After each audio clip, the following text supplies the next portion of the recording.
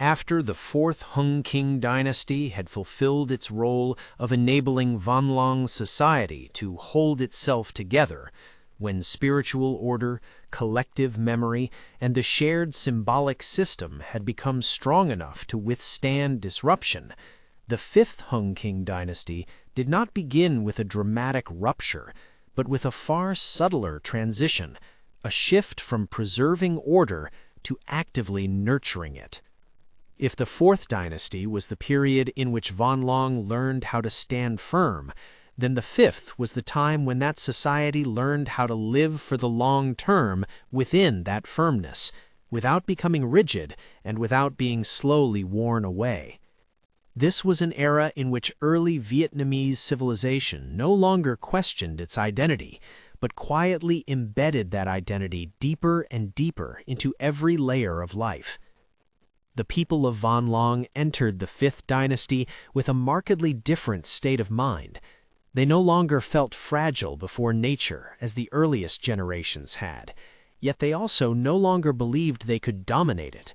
Instead, their understanding was shaped by long experience. Everything has its own rhythm, and human beings can endure only if they learn to live in harmony with that rhythm. For this reason, the fifth Hung King dynasty became the period in which the principle of moderation emerged as a central value, even though it was never explicitly named. Moderation in clearing land, moderation in using resources, moderation in organizing rituals, moderation in relationships between people. This sense of just enough was not a weak compromise, but the result of generations who had witnessed the consequences of excess. Farmland continued to expand, but no longer in an unchecked or aggressive manner. The people of Vanlong began to pay attention to the limits of the land itself. Some fields were allowed to rest.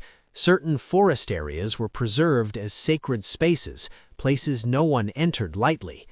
This was not environmental conservation in the modern sense, but a belief that land, water, and forests possessed their own spirit, and that these spirits had to be respected if human beings wished to continue receiving protection and sustenance. In social life, the fifth Hung King dynasty reveals a clear maturation of communal consciousness. Conflicts did not disappear, but the way they were addressed changed. Instead of direct confrontation, communities turned to harmonizing mechanisms. Village gatherings, shared rituals, prayers asking the ancestors to judge and guide. This reflects an important shift.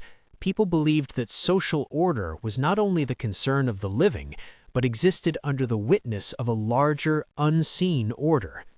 Rituals during the fifth Hung King dynasty, therefore, did not increase in number, but deepened in meaning. Many became simpler in form, yet heavier in significance.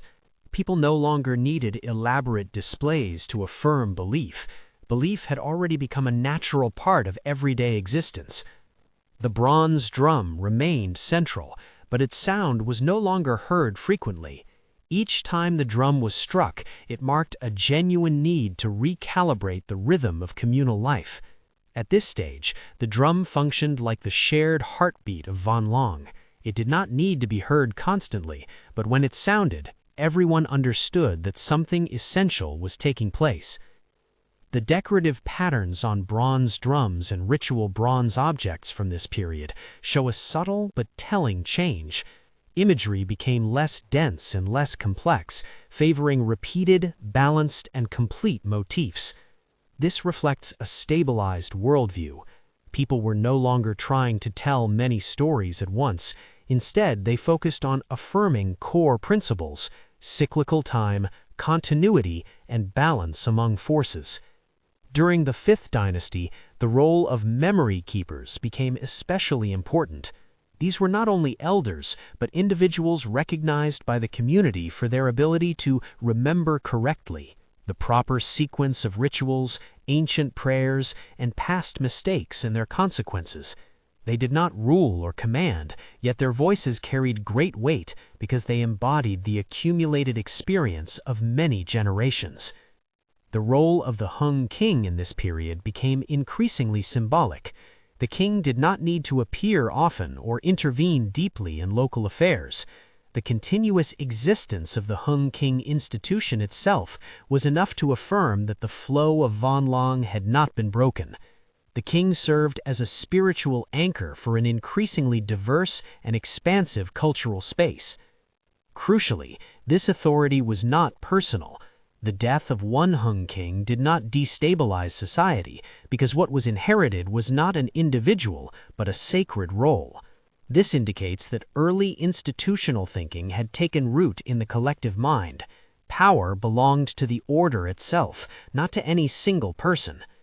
The fifth Hung King dynasty was also the period in which regional differences became more visible than ever. Each area organized its living space differently, practiced rituals in its own way, and told its legends with distinct tones and emphases. Yet within this diversity, the shared core stood out even more clearly. The same drum rhythm, the same symbolic system, and the same belief in a common origin. The bonds between regions did not rely on control, but on spiritual familiarity. As people moved along rivers, they carried rituals, memories, and ways of naming the world with them. When they reached new places, they did not feel like strangers because the sacred order felt familiar. This was the quiet, expansive power of Vanlong civilization during the Fifth Dynasty. In personal life, individuals increasingly viewed their existence as part of a longer chain. Birth, maturity, aging, and death were no longer isolated events, but stages within a shared journey. This awareness softened the fear of disruption because people understood that they did not carry the burden of order alone. That order had existed before them and would continue after them. At this stage, the people of Vanlong lived with a continuous sense of time. They no longer divided their lives into sharply defined milestones, but experienced time as a flowing current. Seasons arrived and passed, people were born and died, yet the shared rhythm of life continued uninterrupted. This perception made the society less prone to extremes. When a year of poor harvest occurred, it was seen as part of a cycle rather than a sign of annihilation. When a community faced hardship, assistance was not an act of charity, but a natural reflex, because everyone understood that their own position in this current could shift at any moment. Within this context, the Fifth Hung King dynasty witnessed a settling of power. There were no longer efforts to assert authority, no need for displays or spectacle. Power existed like air, rarely spoken of, yet relied upon by all. Regional loch lords did not seek to expand their influence through conflict, but by keeping their communities stable, with enough food, enough ritual, and a balanced rhythm of life. A region that remained orderly and self-sustaining was, in itself, proof of its leaders' capability.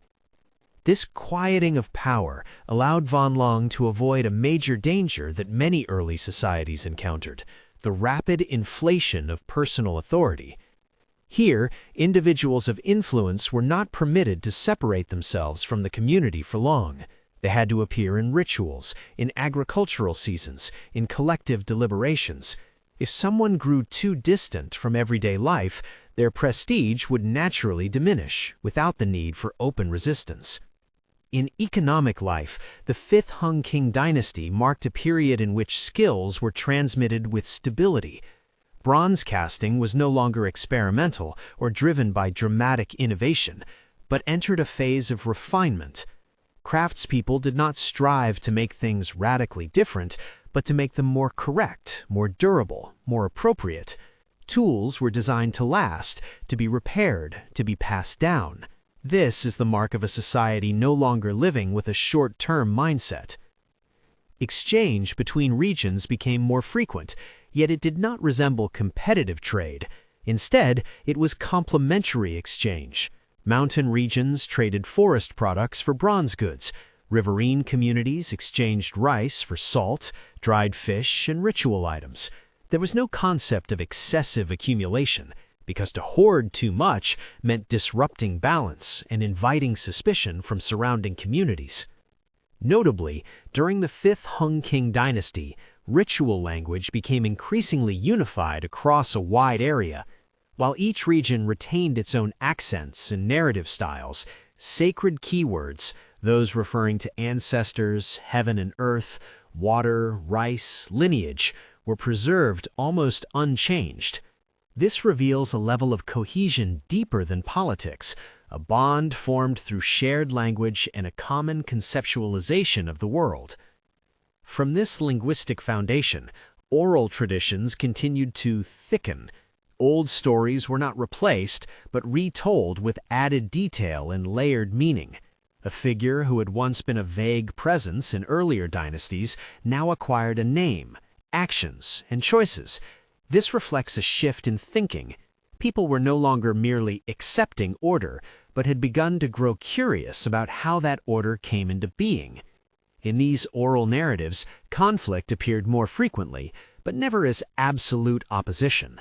There was no clear-cut division between good and evil. Instead, the stories explored difficult tensions between duty and affection, between the interests of one region and the stability of the whole, between expanding living space and maintaining harmony with nature. This indicates a society mature enough to confront questions without simple answers. The spiritual life of the fifth Hung King dynasty therefore carried a quiet depth. People no longer prayed for many specific outcomes. Prayers shifted away from immediate gain or loss and toward harmony, harmony of seasons, of people, of circumstances. This notion of harmony was not resignation, but the ability to recognize limits that should not be crossed. Even in times of natural disaster, communal responses revealed this difference. Blame was not placed on a single individual or group. Instead, there was collective reflection. Had human actions disrupted the natural rhythm? Rituals were adjusted, farming practices modified, forests allowed to reclaim more space.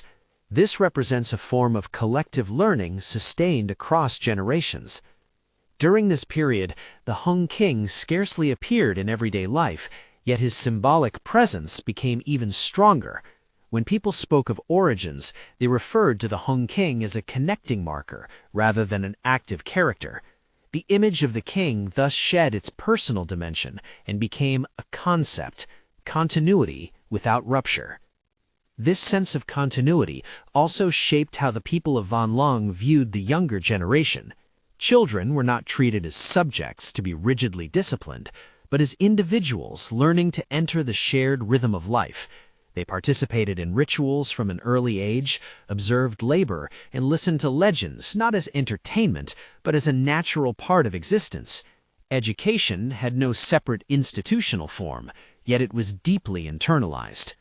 By the end of the fifth Hung King dynasty, Vanlong had entered a distinctive state, stable without stagnation. There were no signs of decline, but also no urge for dramatic breakthrough.